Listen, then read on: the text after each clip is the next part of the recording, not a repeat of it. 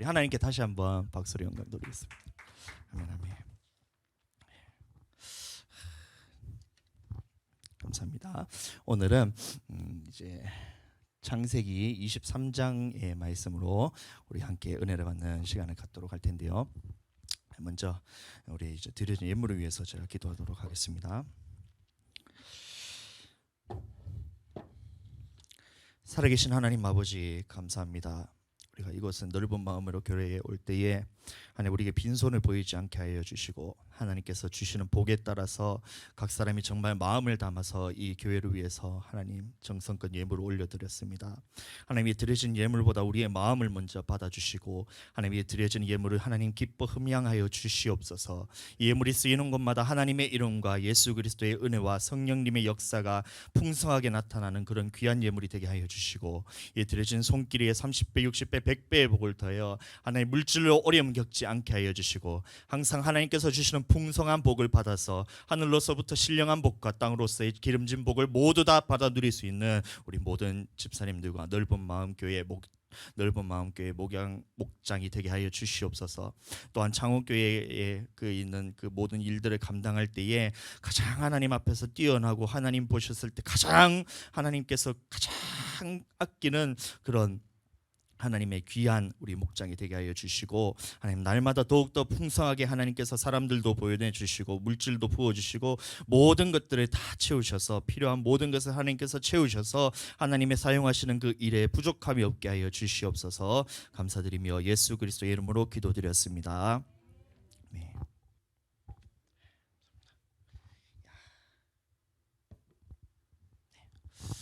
오늘 이제 은혜 받으신 말씀은 23장 2절의 말씀 우리가 다 같이 한번 읽어보도록 하겠습니다.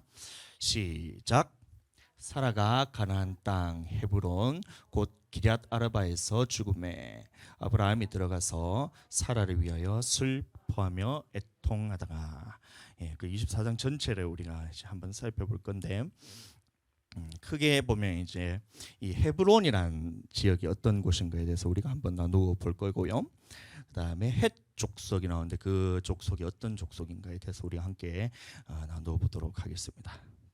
저희는 이제 주일 이제 오전 예배는 제가 이제 말씀을 이제 하나님께서 주신 말씀을 전하고, 그다음에 주일 저녁과 수요일에는 이제 강해 설교를 해서 창세기를 그 1장부터 해서 지금 23장까지 이렇게 해서 이제 해오고 있으니 은혜 받는 시간 되기를 축복합니다.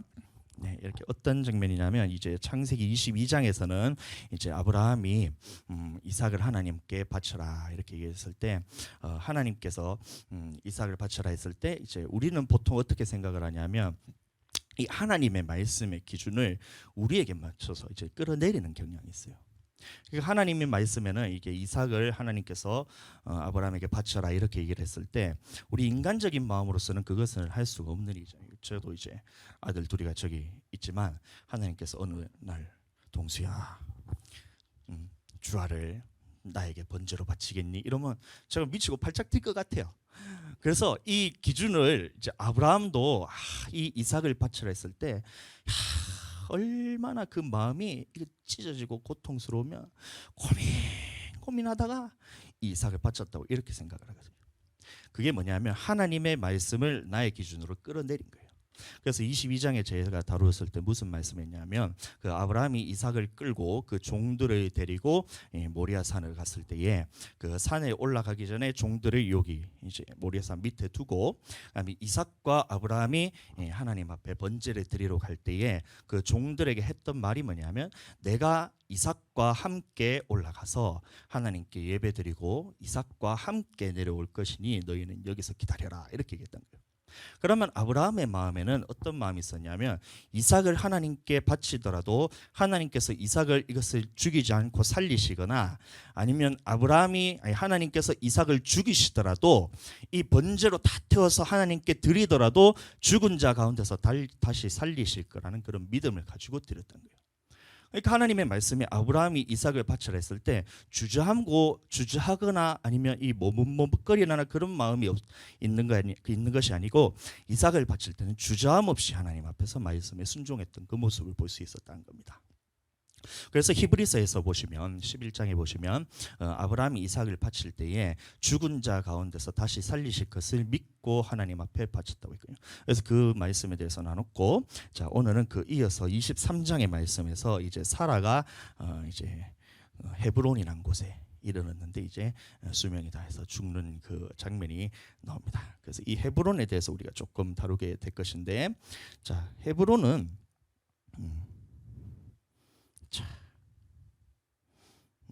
어떤 곳이었냐면 그 아브라함에게 하나님께서 나타나셔서 이제 자식이 하늘에 있는 별과 같이 또 바다에 있는 모래와 같이 네 자손을 많게 한다는 그 약속이 있었을 때 처음에 한 약속은 창세기 12장이었는데 그 아브라함이 그 말씀을 그대로 순종하지는 못했어요. 그래서 네겝으로 갔다가 남방으로 갔다가 기근 때문에 또 이제 애굽까지 내려갔다가 그곳에서 어려움을 겪고 다시 돌아와서 이제 네겝을 한 땅에서 머물고 있을 때에 자 그 롯이 이제 소유가 풍성해진 거예요. 그 롯과 아브라함이 떠나는 장면에서 롯이 있었을 때 그 동서남북에 있는 모든 땅들을 바라보라. 그래서 롯이 네가 좌하면 내가 우하고 네가 우하면 내가 좌할게 해서 그 롯이 딱 떠나는 그 장면에서 하나님이 이제 그 아브라함에게 나타났던 곳이 바로 헤브론입니다. 그래서 헤브론에 나타났을 때에 자 이 헤브론에 나타났을 때 그 아브라함이 가장 먼저 했던 그것이 뭐냐면 이제 여호와를 위하여 제단을 쌓았던 곳이 바로 헤브론이었던 거예요. 그 오늘날 오늘 아까 전에 말씀에서 봤던 23장에 헤브론에 왔을 때 사라가 이제 그곳에서 죽게 됐을 때 가장 먼저 찾았던 곳이 뭐냐면 아브라함이 찾았던 곳이 뭐냐면 하나님이 내게 나타났던 그 제단을 향해서 갔다는 겁니다. 오늘날 아시겠어요? 그래서 이 헤브론이라는 곳에 갔을 때에 아브라함에게는 자 어떤 그런 이제 자기에게 이제 있었던 그런 느낌들이 있었는가에 대해서 한번 살펴볼 건데, 그래서 이 헤브론이라는 곳이 성경 곳곳에서 나오는데 중요한 장소로 나오는 것이 아브라함에게 가장 먼저 하나님이 나타났던 곳이 바로 이 헤브론이고 그곳에서 하나님께 제단을 쌓고 예배를 드렸던 장소가 헤브론이었다는 거예요. 그리고 사레가 죽었을 때도 다른 곳에서 이제 장지를 찾았던 것이 아니라 하나님께서 내게 나타나셨던 그곳에 가서 내가 이 사레를 장사하기 위해서 헤브론을 찾았던 것이고, 자, 이 장면을 이제 다윗도 알았겠죠. 그러니까 그 후에 다윗이 이게 언제냐면 다윗이 언제냐면 이제 그 사울이 죽고 난 다음에 사울의 후계자로 왕을 세우는 그 장면에서 원래 다윗이 하나님 앞에서 왕으로 세움을 받아야 되는데 사울이 다윗을 세우지 않고 다른 사람을 세워버렸어요. 그래서 다윗이 그 예루살렘에 있지 못하니까 피해서 도망한 곳이 어디냐면 바로 헤브론이었는데 그때 다윗에게 하나님께 묻는 거예요. 다윗이 여호와께 여쭈아로되 내가 유다 한 성읍으로 올라가리까. 여호와께서 이르시되 올라가란 거예요. 그래서 다윗이 아르되 어디로 가리까 이렇게 물어보니까 하나님께서 명하신 곳이 바로 헤브론이었다는 겁니다. 그래서 다윗이 헤브론에서 이 수도를 삼고 7년 6개월 동안 그곳에서 통치를 하다가 이제 예루살렘을 이제 돌아가는 곳이에요. 그곳이 바로 헤브론이었다는 거예요. 아브라함에게 있어서도 가장 중요한 장면이 헤브론이란 것이 하나님께서 아브라함에게 나타나셨던 이곳에서 제단에 쌓았던 예배드릴 초소로서 가장 중요한 장소였고, 다윗에게도 이 헤브론이란 것이 어떤 것이냐면 자 하나님께 여쭈었을 때 내가 어디서 내가 이제 왕이 되잖아요. 하나님의 기름을 부어받고 왕이 되어야 되는 상황인데 내가 어디에서 왕이 되어야 됩니까 하나님 이렇게 물어보았을 때 하나님이 말씀하시기를 자 네가 헤브론으로 가서 그곳에서 왕이 되기를 하나님께서 원하셨던 거예요. 그러면 다윗에게도 봤을 때 자, 아주 중요한 장소가 바로 헤브론이었다는 겁니다. 아브라함도 가장 중요한 것이 헤브론, 다윗도 가장 중요한 것이 헤브론. 자, 여기까지 따라오시죠. 자, 그래서 헤브론에서 계속 이제 보시면 다윗이 헤브론에서 유다 족속의 왕이 된 날수는 7년 6개월이더라 해서 그곳에서 7년 6개월 동안 이제 통치를 하는 거예요. 수도로서. 예루살렘은 그 후에 갔고. 자, 그래서 자, 그 장소에다가 아브라함이 이제 사레가 죽었을 때 가장 먼저 찾아갔던 곳이 헤브론에 갔었는데, 자, 그곳에는 누가 있었냐면 이 헷 족속이라는 족속이 살고 있었습니다. 자, 그것은 조금 이따 다시 다루도록 하고, 자, 헤브론이 그러면 또 무엇이냐? 자, 보았을 때 아브라함이 그 아내 사레를 가나안 땅 마므레 앞 막벨라 굴에 장사했다 해서 이 이제 헤브론에서 이제 사라를 장사하는 장소가 바로 헤브론이었다는 겁니다. 굉장히 중요한 장소겠죠. 자, 자, 그런데 여러분들 자, 헤브론이라 했을 때에 그러면 우리는 이 말씀을 봤을 때에 어떻게 우리가 생각을 할 줄 알아야 되냐면 이제 이 헤브론의 장지를 딱 주었을 때에 자, 하나님께서는 아브라함에게 약속을 한 것이 뭐냐면 내가 너는 본토 친척 아비의 집을 떠나 내가 네게 지시할 땅으로 가라. 그리고 그 땅을 내가 이제 너에게 약속으로 준다고 이렇게 얘기를 했었잖아요. 그러면 가나안 땅 전부를 누구에게 약속을 했었냐면 아브라함에게 약속했던 겁니다. 아브라함에게 약속을 했는데 자, 이 헤브론이라는 지역 외에는 아브라함은 받은 적이 없어요. 예? 이해가 되세요? 하나님께서 너희에게 땅을 이 가나안 땅을 너와 네 자손에게 주리라는 하나님의 약속이 있었는데 그러면 아브라함이 얼마나 그것에 대해서 기대를 하고 갔을까요? 그런데 자, 하나님께서 노년이 되어서 사레가 죽는 날까지도 아직까지 땅 한 평도 주지 않고 하나님께서 그곳에 가나안 땅에 그냥 거류하면서 이제 나그네처럼 그렇게 살면서 평생을 그렇게 살다가 이제 사레가 죽을 때에 하나님께서 딱 주셨던 장소가 이 헤브론인데 자, 헤브론 딱 주셨을 때 그러면 여러분들 어떤 마음이 들 것 같아요? 자, 아브라함은 자, 이것을 보고 어떤 생각이 들었었냐면 자, 하나님께서 우리에게 약속한 땅이 이 가나안 땅이란 곳이 있던 것처럼 그런데 아브라함은 이 평생을 살면서 이곳에서 땅 하나를 갖지도 못하고 갔었는데 마지막에 죽을 때가 다 돼가지고 요 헤브론이란 요 조그만한 땅을 하나님께 약속을 받았던 거예요. 약속을 성취를 받았던 거예요.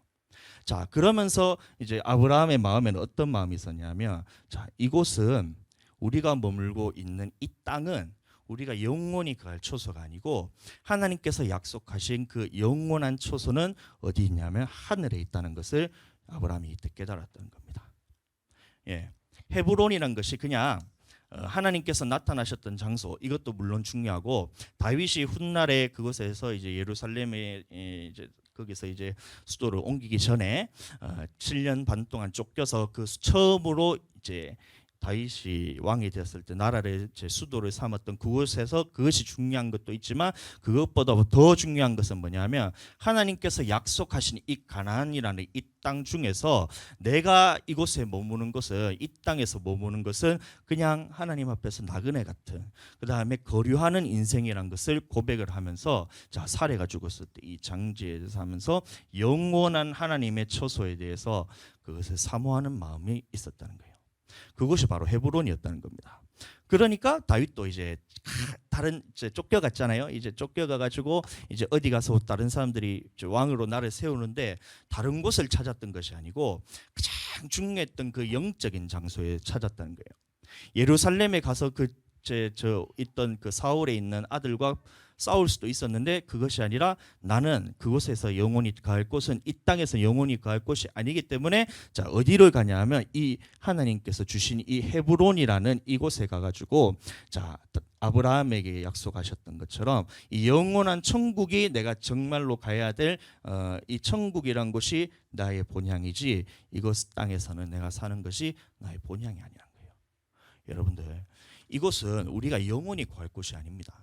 제가 사람이 사는데 길어봐야 120년이라고 했어요. 요새는 뭐 수명이 연장돼가 조금 더 살 수 있지만 그래도 누구나 다 죽어요. 그러나 여러분들 살면서 우리가 지금 바라봐야 될 곳은 이 땅이 아니란 거예요. 땅이 아니고 어디를 보고 살아야 되냐면 바로 이 천국을 사모하면서 살아야 된다는 겁니다. 그래서 사라가 처음에 이제 죽고 났을 때에 이제 아브라함이 딱 갔을 때 다른 곳에 갔던 것이 아니라 하나님께서 내게 나타나셔서 그곳에 가서 내가 하나님 앞에서 약속하신 그 땅을 요만큼만 받는 거예요. 내가 이 땅에서 살아서 그 많은 가나안 땅을 내가 다 차지해도 그것은 내가 영원히 거할 곳이 아니라는 거예요. 영원히 거할 곳은 어디냐? 바로 하나님 나라에 있다는 그 약속을 믿고 이 헤브론으로 갔을 때에 이 장지를 이제 그것을 선택했다는 것에 있어서 이제 잘 아시고 자, 그다음에 헷 족속이 있습니다. 그러니까 보세요. 그 시신 앞에서 일어나 나가서 헷족 속에게 말하여 이르되 나는 당신들 중에 나그네라. 내가 당신들 중에 나그네란 거예요. 거류한다는 것이 뭐냐면 이제 그곳에서 집을 짓거나 땅이 있어서 그거는 거주잖아요. 거류는 뭐냐면 정처할 곳이 없어 그냥 잠시 다른 나라에 머무러서 사는 그런 이제 인생이 거류하는 인생이란 그런 거거든요. 그러니까 그 사람들 앞에서 내가 봤을 때는 나그네 같은 인생이고 거류하는 인생이니 자 당신들 중에서 내게 매장할 소유지를 주어서 내가 죽은 자를 내 앞에 내다가 장사하게 하소서. 그러니까 그 땅을 볼 때마다 아브라함은 그 생각을 하는 거예요. 내가 머무는 곳이 이 땅이 아니구나.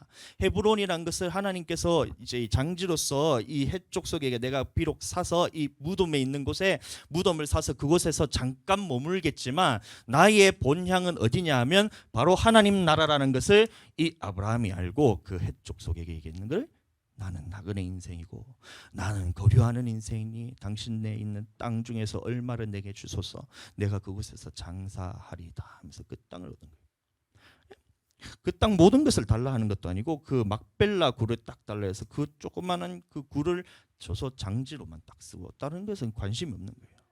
여러분들 이 땅에 살면서 너무 많은 것을 가지려 안 해도 돼요.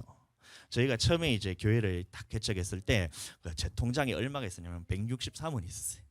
163원이 있었어요. 작년 11월이었거든요. 작년 11월에 저희가 어떤 일이 있었냐면 작년 8월에 저희가 이제 교회에서 제가 부사역자 사임을 하고 교회 개척에 대해서 준비를 했어요. 집사님 그때 못 들으셨구나. 그때 지금 못 들으셨구나. 그래서 8월에 나오고 11월에 저희가 이제 개척을 준비를 하면서 계속해서 저희는 어떻게 생각했냐면 한 6개월 정도를 한 올해 6월 정도, 22년 6월 정도면 그때까지는 내가 이제 개척을 준비할 수 있으니까 좀 준비를 해보자 이러면서 막 기도를 하면서 말씀을 보면서 또 찬양을 하면서 예배드리면서 준비하고 있었어요. 근데 11월 되니까 지금과 똑같이 찬양했어요. 막 부르짖으면서 어디서 했냐면 원룸 저희 집에서 막 부르짖으면서 막 찬양을 하고 나니까 2개월은 버티더니만 3개월째 되니까 그 아랫집에서 연락이 오는 거예요. 이 층간소음으로 너무 시끄러우니까 좀 조용히 좀 해달라 이런 거예요. 제가 그래가지고 기도를 했죠. 하나님 제가 이게 예배드리고 싶고 마음껏 찬양하고 싶고 마음껏 부르짖어서 기도하고 싶은데 하나님 교회 개척에 대해서 하나님 할 수 있으면 빨리 주세요. 딱 했어요. 그러니까 그 주에 바로 제가 이제 연락을 해가지고 어디서 전국에 있는 모든 이제 교회 개척을 할 수 있는 그런 곳을 제가 찾아봤는 데 있는데 한 군데도 없어요. 마음에 드는 데가 한 군데도 없어요. 그래서 기도를 하고 있는데 딱 한 군데 보였던 것이 뭐냐면 김해 저기 삼방동에 기도원 자리가 있었는데 거기를 교회로 내준다는 거예요. 월세도 싸게 해서 저희는 월세가 무조건 싸야 되거든요. 개척교회니까. 그래서 딱 기도하고 있는데 그 길을 딱 보여서 부동산에 딱 연락을 하고 저희가 언제 내려가면 되겠습니까? 금요일 날 내려오세요 해서 이제 그렇게 하고 있었어요. 금요일 날 내려가면서 차를 타고 딱 전화를 딱 하는데 그 이제 부동산에서 갑자기 얘기하는 게 아이고 죄송합니다 내려가고 있는데 이게 지금 다른 교회로 팔려가지고 지금 이제 없다는 거예요. 이미 반틈 내려왔는데 그래서 제가 안타까운 마음을 가지고 안타깝지만 그러면 다른 데라도 교회를 뭐 이제 있으면 좀 보여달라 해서 내려와서 했어요. 마음에 드는 데가 한 군데도 없는 거라. 근데 갑자기 생각났는 게 저희가 처음에 교회 김해 왔을 때에 이제 어떤 권사님이 부동산 하는 권사님이 계셨는데 그 권사님이 이제 제가 어렸을 때 다니는 교회에 같이 출석을 했던 그런 권사님인 거예요. 알고 보니까 연락을 했더니만 이 교회를 주신 거예요. 이 교회. 처음에 딱 보는데 아무것도 없었어요. 영상은 개척 그 창립 감사 예배할 때 영상 보셨잖아요. 아무것도 없는데 제 마음속에서 기쁨이 샘을 솟으면서 확증적으로 왜냐하면 기도할 때 제가 이렇게 하나님 이곳이 우리가 하나님께서 주시는 성전이라면 제가 이 마음속에 기쁨이 넘치도록 하나님께서 역사해 주세요. 그걸 증거로 보여달까요?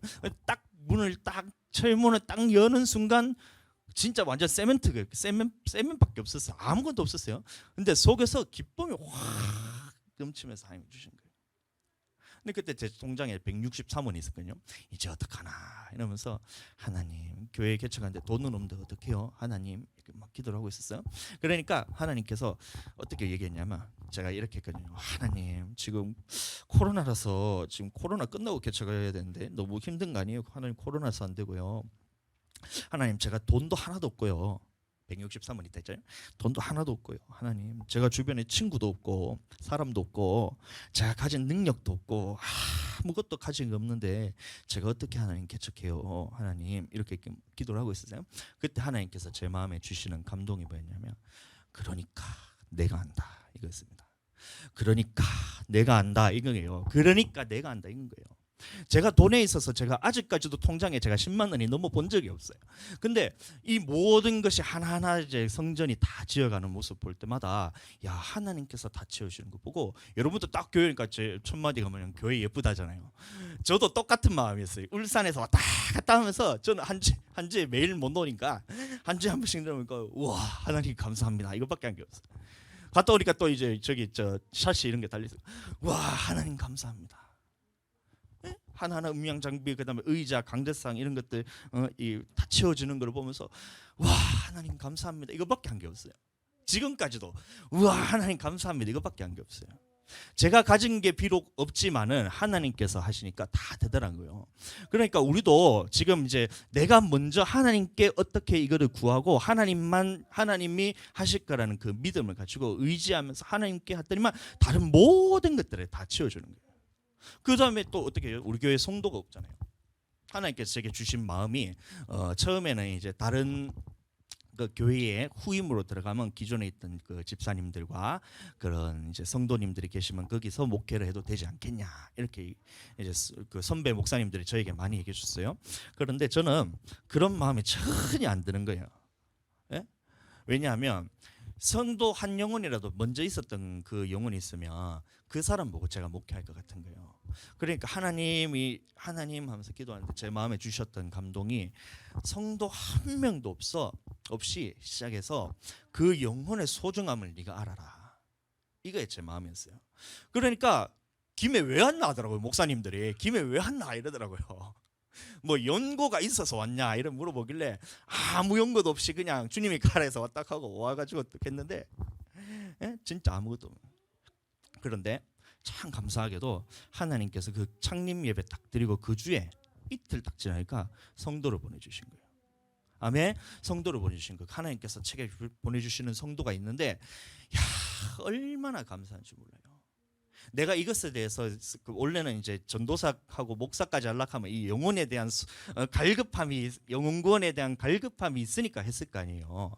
그런데 이것이 그냥 지금까지 있었던 그 이 영혼에 대한 사모함은 비교도 안 될 만큼 하나님께서 제게 부어주시는 게 어디 정도냐면, 기도를 하잖아요. 이 성도가 기도를 하잖아요.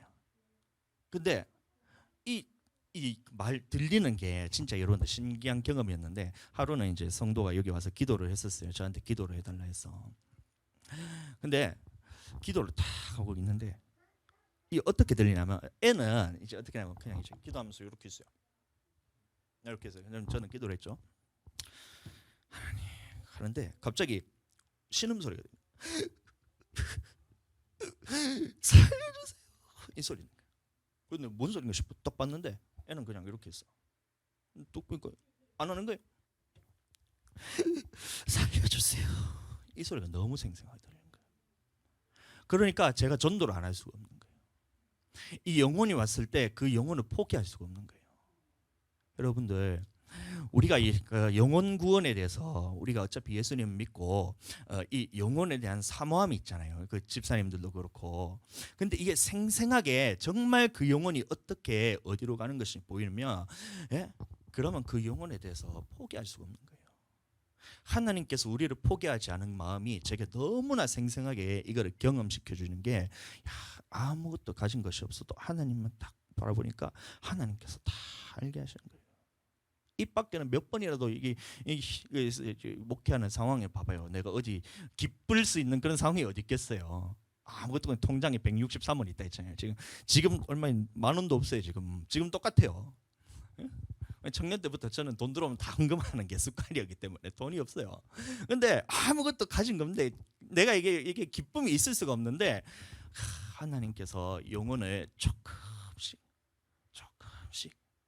석 달 지났거든요.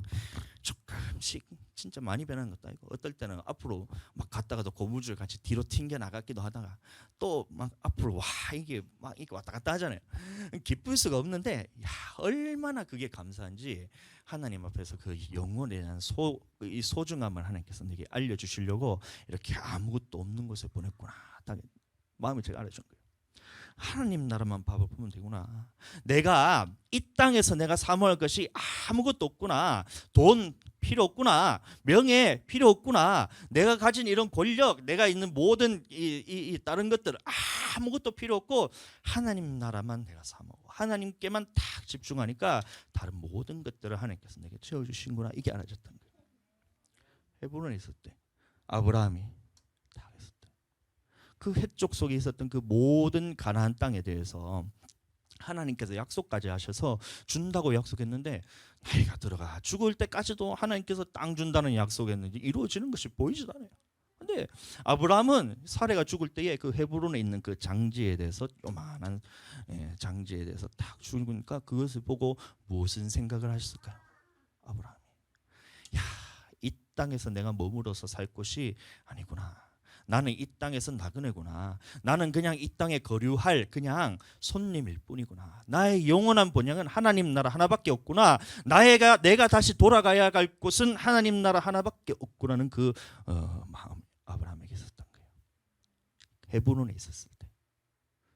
그 모든 땅 중 가나안이라는 그 넓은 그 땅 중에서 헤브론이라는 그 굴 하나를 다 하나님께서 기업으로 딱 주시고 그것도 살면서 이제 살아가면서 그 땅에서 그 몰면서 뭐 풍성하게 뭐 곡식을 막 거두어서 아니면 사람을 종을 많이 부려서 그렇게 해가지고 막 거부가 된 것도 아니고 노년에 죽을 때 다 돼가지고 이제 아내의 장지로서 만큼 딱 주는 거예요. 야, 진짜 짠돌이 같지만 그게 아니고 영원한 하나님 나라에 소망 두고 살아라.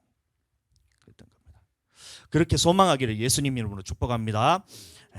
제가 보니까 제가 제일 늦게 죽을 것 같아요. 이 중에서는 어떻게 될지 모르지만 먼저 가시더라도 하나님 나라에 딱 갔을 때 정말 하나님이 보셨을 때 네가 정말 이 땅의 소망에 두지 않고 나를 정말 사모하고 하나님 나라를 사모하면서 살아왔구나. 다 예수님도 다 내 이생 소원은 주 찬송하면서 주께 더 떠나가기 주께 더 나가기 원합니다.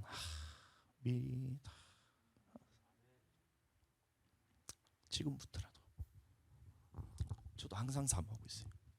이 땅은 제가 머물 곳이 아니에요. 우리 교회가 지금 아름답게 지어졌잖아요. 저는 날마다 기도하는 것이 뭐냐면 이 김해 지역에서 가장 큰 교회가 우리 교회가 되게 해달라고 막 기도를 하고 있어요. 겁도 없이. 예? 왜냐하면 그 영혼에 대해서 그 죽어가는 그 목소리가 너무 생생하게 들리는 거예요. 살려주세요. 이 소리가 너무 생생해요. 그냥 지켜보고 있을 수가 없는 거예요. 그래서 전도하러 나가는 거예요. 요새는 조금 쉬고 있어요. 왜냐하면 이제 좀 있으면 우리가 행복 나눔 축제를 하면서 조금 이제 계획적으로 좀 힘을 쏟아야 될 때 조금 집중하기 위해서 조금은 정비하는 시간을 갖고 있는데 한번 또 이제 나가서 막 사람들하고 이제 전도를 해야죠. 노방 전도랑.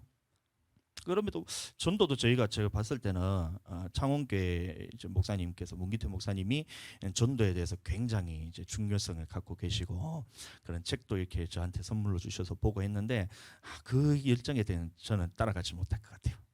그런데 자 감사하게도 하나님께서 우리 교회에 지금 벌써 2명이 고정적으로 나온 성도가 있고 3층에 계시는 분도 우리 교회에 지금 3번 나오셔서 예배드리고 그다음에 이 친구를 통해서 이 친구의 친구도 저한테 이제 그 관계 맺게 해서 전 어느 정도 교회 나온다고 약속하는 친구도 며칠 되고 이러니까 야 내가 노력하는 거에 비해 하나님이 너무 많은 걸 주시구나 그러면서 그 소망이 생기는 거예요.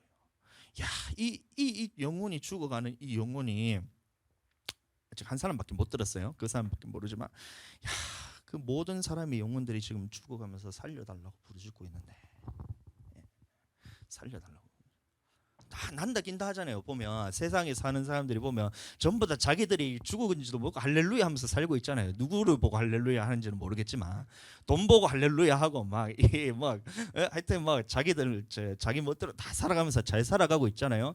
근데 그 사람하고 대면해서 얘기를 해보면 그 영혼은 지금 죽어가고 있다.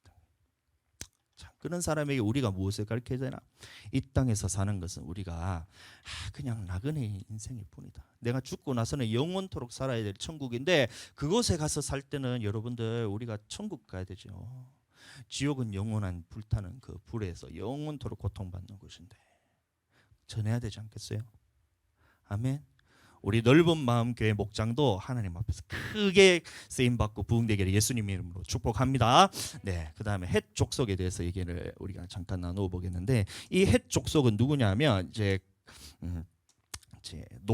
노아 알죠? 노아.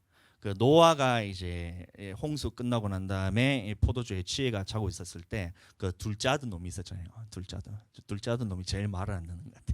둘째 아들 놈이 그 노아의 하체를 보고 딱 들어갔다가 형제들한테 딱 이제 일러 바쳤잖아요. 그때 노아가 이제 저주를 했던 게 누구냐면 가나안을 저주했어요. 함을 저주한 게 아니고 가나안을 저주하면서 가나안의 종들이 이 형제들의 종이 되기를 원합니다. 이렇게 얘기했을 때 자, 함이 있었고 그다음에 가나안이 있었고 그 아들이 누구냐면 헷 족속입니다. 헷이라는 친구가 있어요. 그러면 이 사람의 종들이 자, 그러면 얘들이겠죠. 얘들이 다른 형제들의 종들이 되기를 원합니다 하면서 이게 저주를 받았던 이 족속이 바로 헷 족속이었는데 그래서 자, 이 왜 이 얘기를 나오냐면 이제 뒤에 나오는 부분이 있는데 이 헷 족속의 말하기 이르기를 자 이렇게 해서 나 장지를 달라고 이렇게 했는데 자, 이 얘기가 나오네요. 자, 이 이르되 가나안은 저주를 받아 그의 형제의 종들의 종이 되기를 원하노라 하고 그 가나안의 장자 시돈과 헷을 낳고 이렇게 해서 헷이 누구냐? 바로 이 가나안의 족속의 그 자손들이 바로 헷 족속이었던 거예요. 그래서 이 헷 족속이 어디를 살고 있었냐면 그 이스라엘의 중심부에 있는 그곳에서 아주 크게 자리를 잡고 살고 있었던 그 족속이 바로 헷 족속이었다는 겁니다. 자, 근데 이 헷 족속이 하나님의 말씀 그대로 살아가는 그런 모습들을 보면 하나님의 기쁨이 되지 못하는 모습들을 자꾸 보여요. 성경에서 보면. 자, 그래서 에서가 40세에 보면 이 에서도 보니까 자, 야곱과는 달리 에서도 팥죽 한 그릇에 장자의 명분을 팔아먹으면서 이게 망령되이 행했다는 이런 말씀이 있잖아요. 자, 근데 에서가 어떻게 했냐면 자, 헷 족속 브에리의 딸 유딕과 헷 족속 엘론의 딸 바스맛을 아내로 맞이하였더니 자 그래서 이방 족속에 자이 아내를 맞아 여자를 아내로 맞이했다는 거예요. 그러니까 이삭과 리브가의 마음이 근심이 되었더라 이렇게 얘기를 하고 있습니다. 그러면 헷 족속이 어떤 삶을 살았기 때문에 근심이 되었냐? 그러면 당연히 이제 이방 족속에 있는 그런 이제 문화나 아니면 이제 우상이나 이런 것들을 이제 믿는 자들에게 이렇게 같이 섞이도록 만드는 그런 일들을 했다는 거예요. 그래서 하나님이 보셨을 때 이 헷 족속이라는 것은 이제 진멸하라고 얘기했던 그 가나안 땅에 있는 그 족속들이 있었잖아요. 가나안 땅에 있는 이제 7 족속이 있었는데 그 중에 하나가 헷 족속인데 하나님께서 이 가나안 땅을 점령할 때 이 헷 족속에 대해서는 반드시 진멸하라는 이 말씀이 있었던 겁니다. 신명기 말씀인데요. 곧 가나안의 족속에 있었는데 누가 있었냐? 헷 족속과 아모리 족속과 가나안 족속과 비리스 족속과 히위 족속과 여부스 족속을 네가 어떻게 하라고요? 진멸하라고 했던 거예요.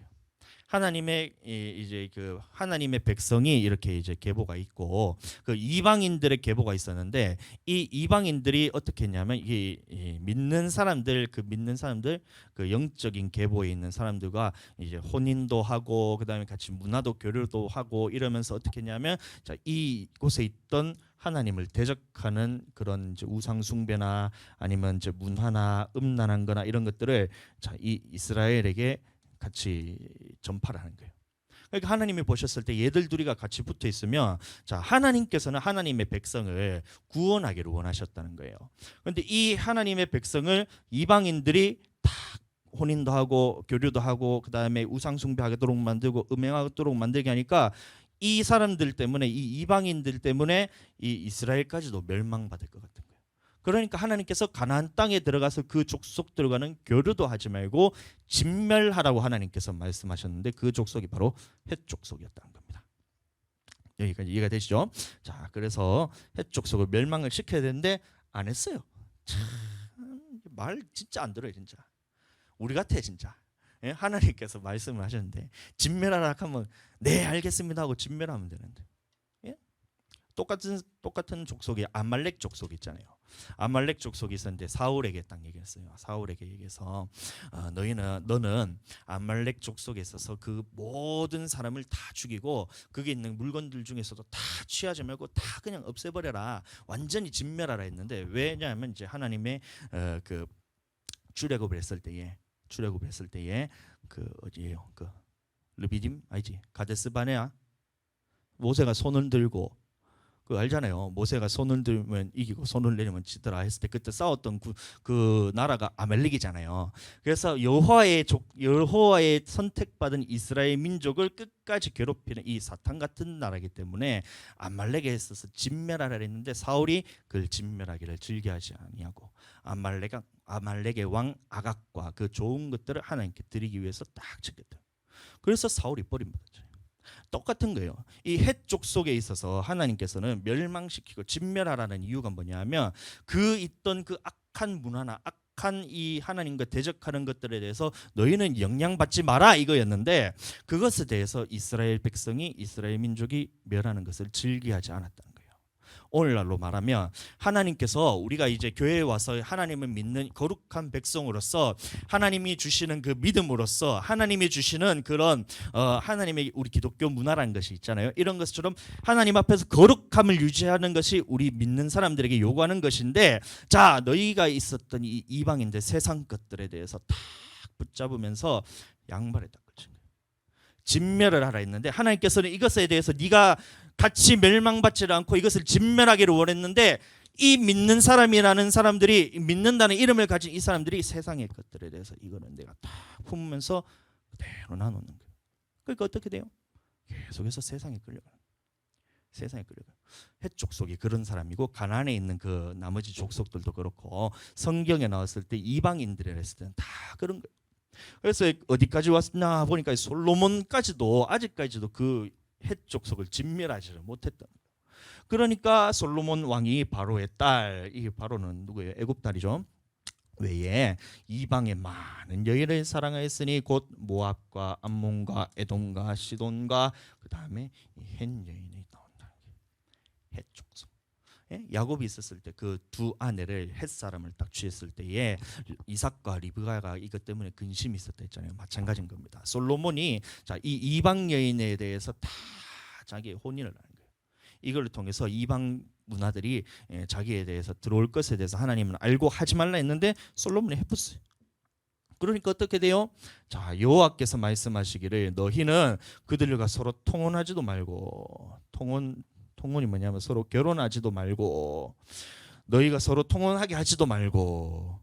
왜 그러냐? 너희 마음을 돌려서 그들의 신들에 따르게 할 것이기 때문에 이것에 대해서는 완전히 진멸하고 그들과 통혼하지도 말고 그들과 교류하지도 말고 진멸하라 했는데 솔로몬이 그것을 즐겨하지 않았다는 거예요. 그래서 사랑하였더니만 어떻게 되세요?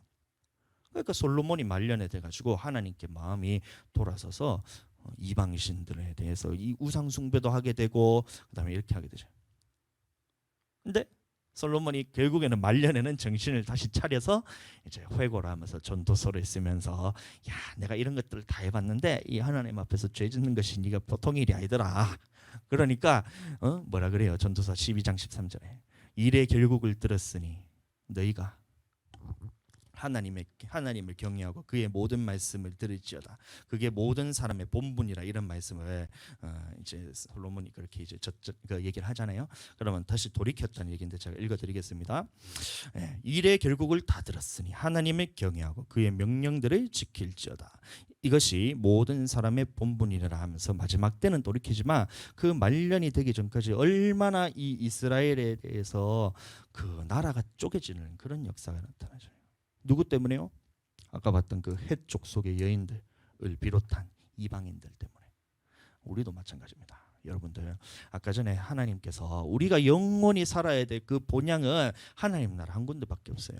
우리의 모든 소망이 하나님 나라에 두기를 예수님 이름으로 축복합니다. 그렇게 살아야 되는데 이 땅에서 우리가 눈을 돌려서 다 보니까 이 세상 것들에 눈이 다 가는 거예요. 그러니까 우리 마음이 계속해서 어떻게 돼요? 계속해서 돌아가는 거예요.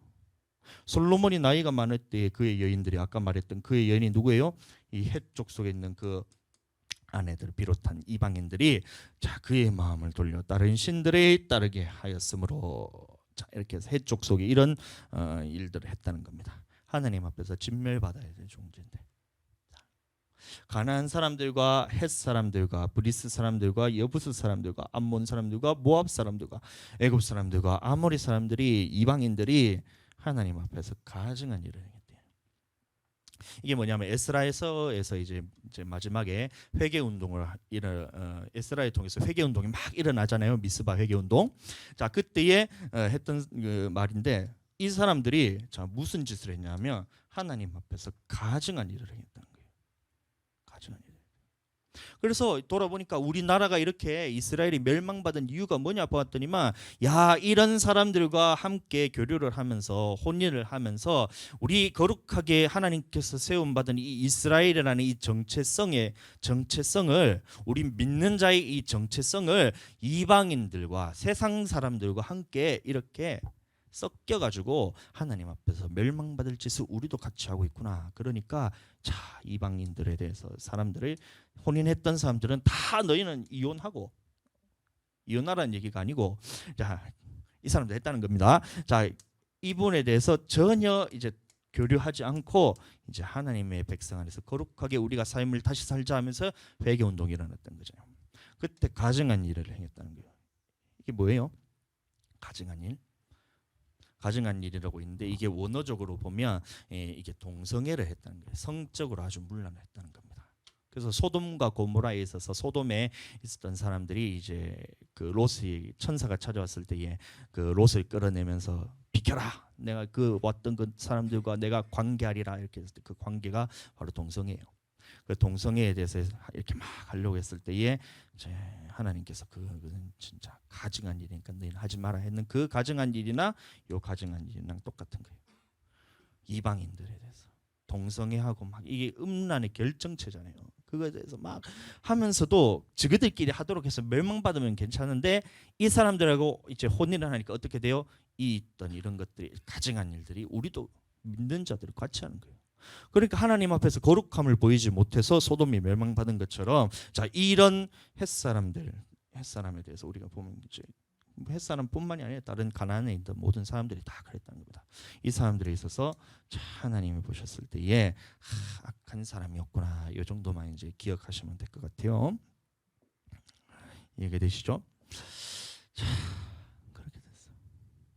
자 그래서 왜 이런 일은 헷족 속에 대해서 왜 제가 나누게 됐냐면, 자 이 문제 때문입니다.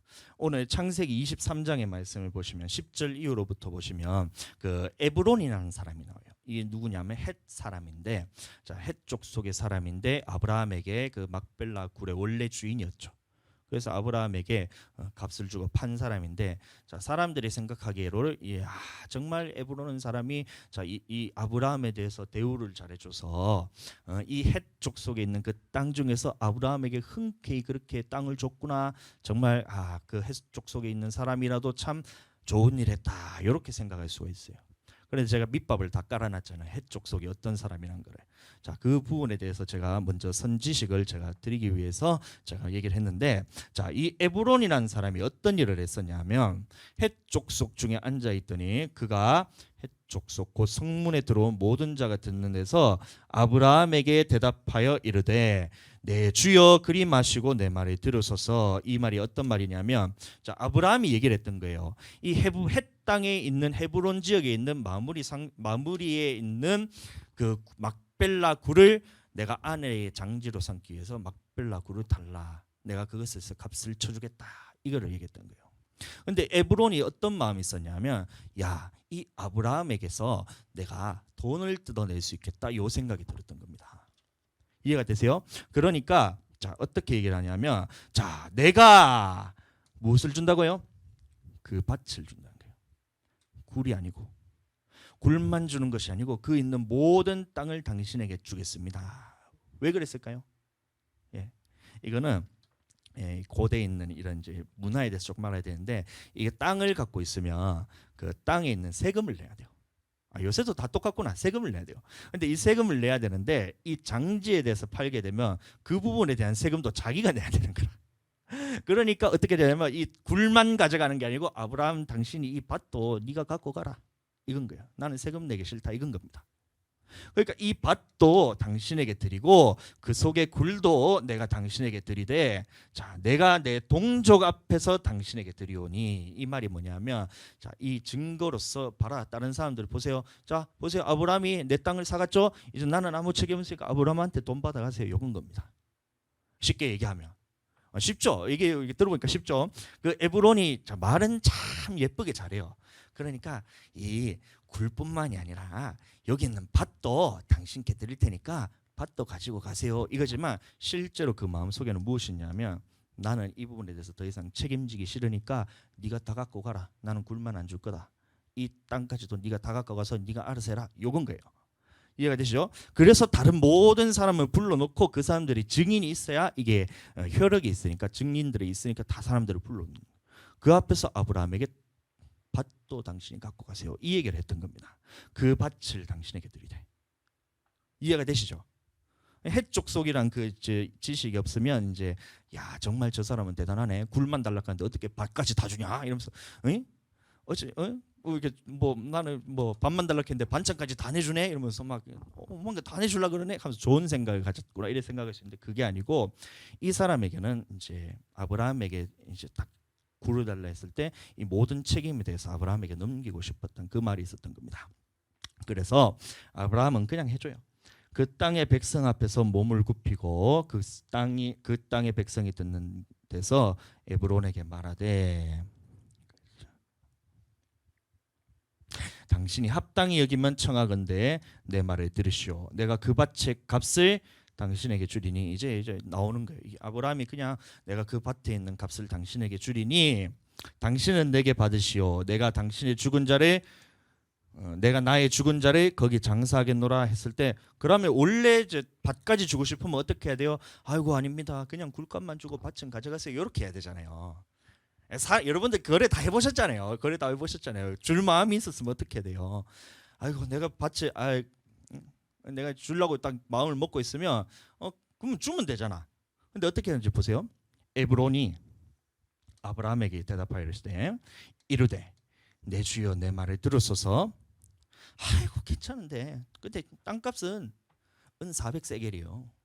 괜찮은데 땅값은 400세겔이요. 이러고 있는 거예요. 이해가 되세요?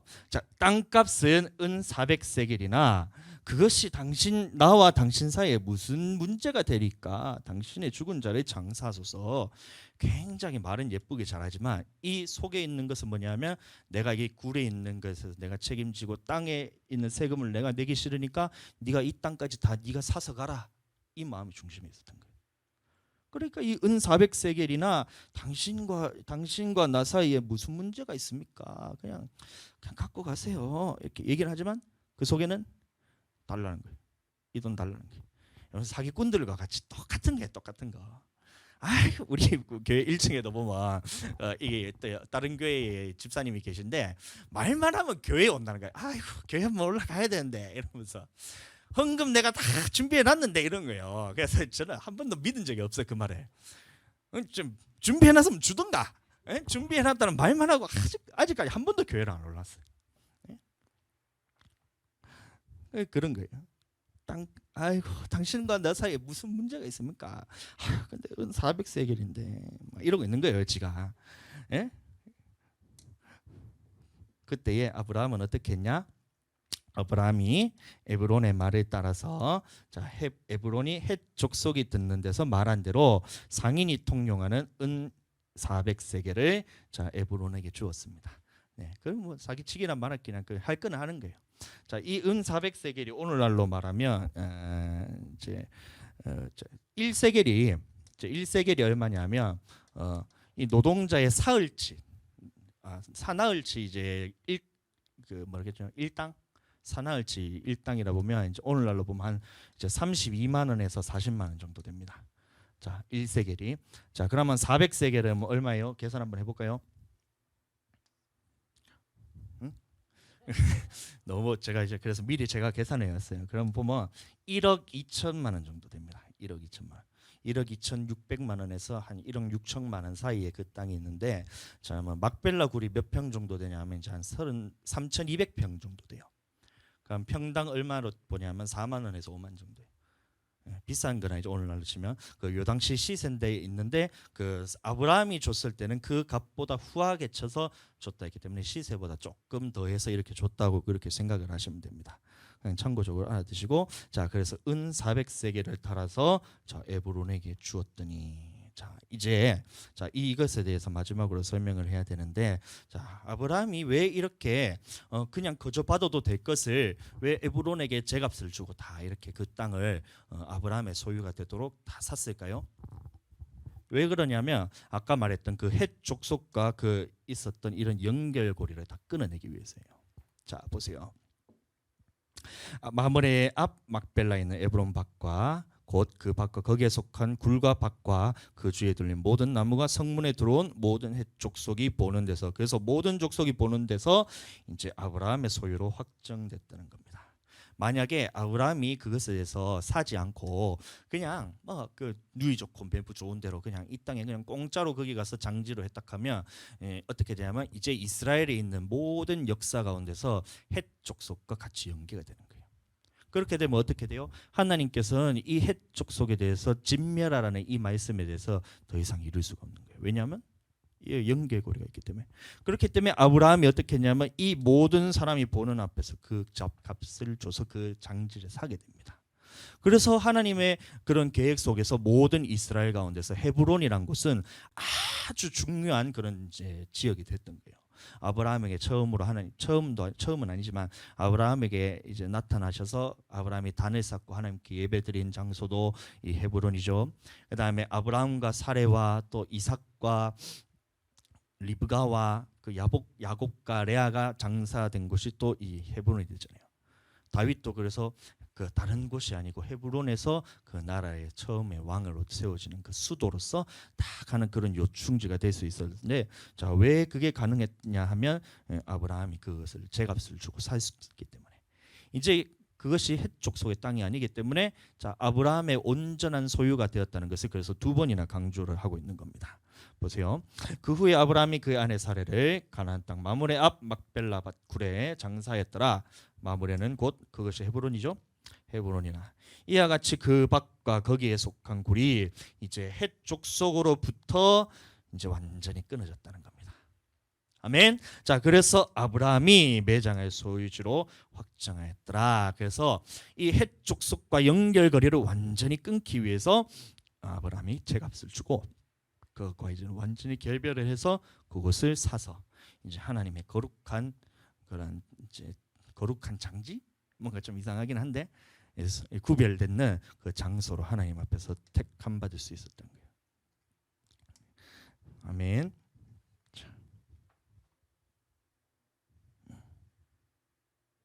자, 그래서 이제 아까 말했던 것처럼 자 내가 그들에게 명하여 이르되 내가 내 조상들을 이 야곱입니다. 그가 그들에게 명하여 야곱이에요. 이 사람이 야곱이에요.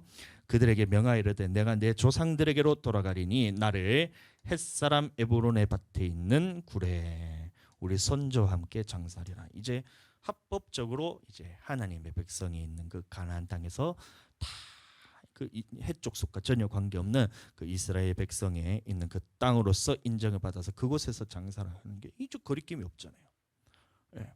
아브라함과 그의 아내 사라가 거기 장사되었고 이삭과 그의 아내 리브가도 거기 장사되었으며 나도 레아를 그곳에 장사했고 이제 자기도 그곳에 장사를 시켜달라는 거예요.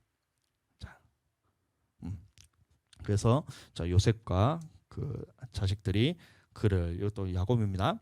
야곱을 가나안 땅으로 메어다가 마므레 앞 막벨라 밭 굴에 장사했으니 자 이는 아브라함이 헷 족속 에브론에게 밭과 함께 사서 매장지를 삼은 곳이라. 그래서 이제 전혀 헷 족속과 상관없는 지역으로서 이 믿음의 조상들이 장사될 수 있는 그 굴로서 아브라함이 살 수 있었다는 겁니다.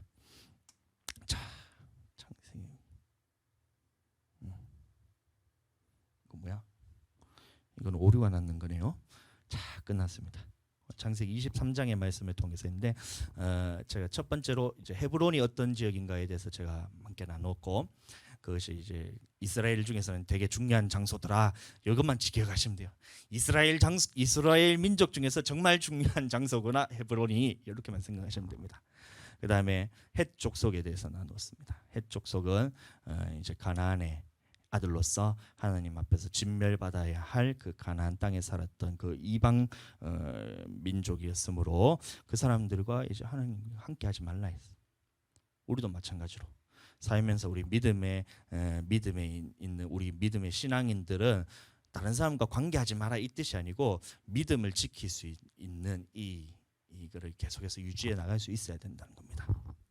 아멘. 그다음에 또 마지막으로 이제 헤브론에 대해서 아브라함이 값을 주고 샀던 이유는 그 말씀에 근거해서 헷 족속과는 이제 관계에 대해서 하나님 앞에서 끊어내기 위해서 그것을 돈을 주고 사서 이제 했던 거예요. 무엇보다 이 헤브론이라 했을 때 우리가 알아야 되는 것은 뭐냐면, 이 가나안 땅에 약속한 이 넓은 그 많은 땅 중에서 하나님께서 마지막으로 내 영혼이 다 죽어갈, 내 육체가 다 죽어갈 때에 하나님께서 그 장지로서 내게 줬다는 것은 우리가 이곳에서 사는 것이 아니라 영원한 하나님 나라를 사모하면서 살라는 하나님께서 주신 그 메시지에서 우리 알았으니, 자, 그렇게 하나님 나라에 들어가기를 소망하기를 예수님 이름으로 축복합니다. 아멘. 네, 이 시간 우리 기도하고 축도함으로 모든 예배를 마치도록 하겠습니다. 살아계신 하나님 아버지, 우리가 이렇게 창세기 23장의 말씀을 통해서 우리 하나님의 말씀을 들었습니다. 이 헤브론이라는 지역을 통해서 하나님, 우리가 살아야 될 곳은 이 땅이 아니라 영원한 천국임을 우리가 인정을 하고 그 나라를 소망하면서 사는 우리 모두가 되게 하여 주시옵소서. 또한 하나님께서 우리 믿는 자들에 대해서 하나님 거룩하게 구별하기를 원하셔서 이방 민족들에 있는 그 우상들과 그런 문화들과 그 더러운 것들과 때묻지 않기를 원하시는 하나님의 그 마음을 깨달아 이 아브라함이 했던 것처럼 그 돈을 주면서까지도 그 관계를 끊어내기를 원하는 그 아브라함의 마음처럼 우리 또한 세상에 있는 문화와 단절되게 하여 주시고, 우리 세상을 우리 믿음으로써 이기는 자가 되게 하여 주시고, 하나님 앞에서 우리가 거룩하게 우리가 보존받을 수 있는 내 영혼을 하나님 앞에서 흠이 없도록 보존하기를 원하는 우리 모든 성도님들이 되도록 하나님께서 역사하여 주시옵소서. 우리가 마지막 때에 하나님 나라에 들어갔을 때에 하나님께서 착하고 충성된 종아 다 네가 작은 일에 충성하였으니 큰 일을 네게 맡긴다는 하나님의 그 약속을 모두 받아 누릴 수 있는 우리 모든 성도들과 우리 또 창원교회에 있는 넓은 마음 목장이 되게 하여 주시옵소서. 감사합니다. 예수님 이름으로 기도드렸습니다.